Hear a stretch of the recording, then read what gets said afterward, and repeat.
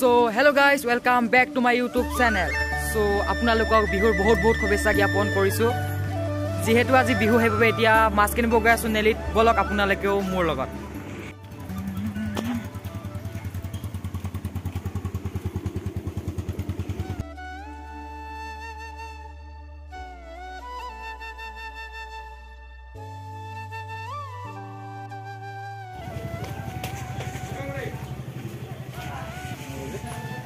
So masuk dukaan ahi paisu.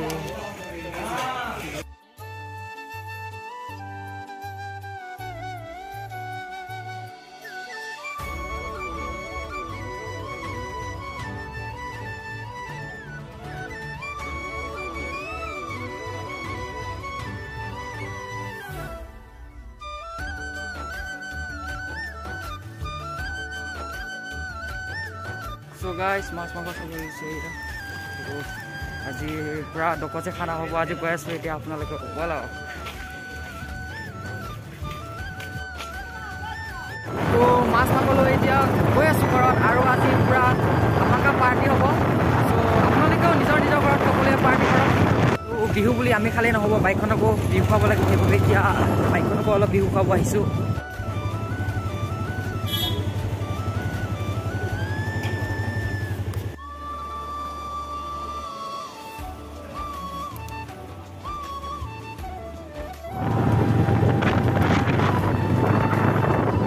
তো guys এয়া হৈছে কাঠালো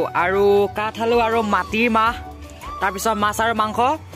আজি আমি সকলোৱে এখাস খাম আৰু তো গাইস আপোনালোকক এটা বহুত ডাঙৰ কথা ক'ব আছে মানে যেহেতু আজি গোটেই অল অসমতে বিহু কিন্তু আমাৰ আজি বিহু নহয় যেহেতু আমাৰ ৰজা আছে নেলি ৰজা সেইবাবে ৰজাই যেতিয়া আদেশ দিব পাৰমিশন দিব যে বিহু পাতিব পাৰিব তেতিয়াহে আমি বিহু পাতিব পাৰো সেইবাবে আজি বিহুটো মানো কিন্তু আমাৰ মানে ৰজাৰ আদেশৰ মতে আমাৰ শনিবাৰ আৰু দেওবাৰে বিহুটোহে আমি ভালকৈ পতা হয় সেইদিনাখনে আমি ভেলাঘৰ ভাত খাওঁ আজি ভেলাঘৰ ভাত খোৱা নাই আমি মানে আমাৰ বিহুটোক মনে পতা বিহু বুলি কয় এইটো কিন্তু আজিৰ কথা নহয় আমাৰ পূৰ্বৰ পুৰুষসকলৰ দিনৰে পৰা এই নীতি নিয়মটো চলি আহিছে যেতিয়া ৰজাই আদেশ দিব পাৰমিশন দিব যে অমুক দিনাৰ পৰা বিহু পাতিব পাৰিব সেইদিনাখনৰ পৰাই আমি বিহু পতা হয় তো সেই নিয়মে এতিয়াও চলি আছে আৰু তো আজি প্ৰথম বিহু বুলি আমাৰ ৰাইজে নাম ধৰিব নামঘৰত তো ময়ো গৈ আছোঁ নাম ধৰিবলৈ আৰু আপোনালোকেও মোৰ লগত বলক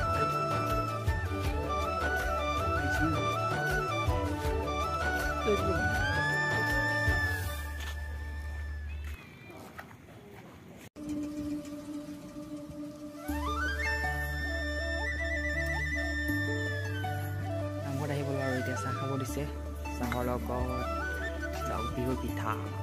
তো এতিয়া অলপ বিহু বুলি বিহু নাচিম আৰু আপোনালোকে যদি মোক এতিয়াও ইনষ্টাগ্ৰামত ফ'ল' কৰা নাই ডেছক্ৰিপশ্যনত লিংক দিয়া আছে যাই ফ'ল' কৰি ল'ব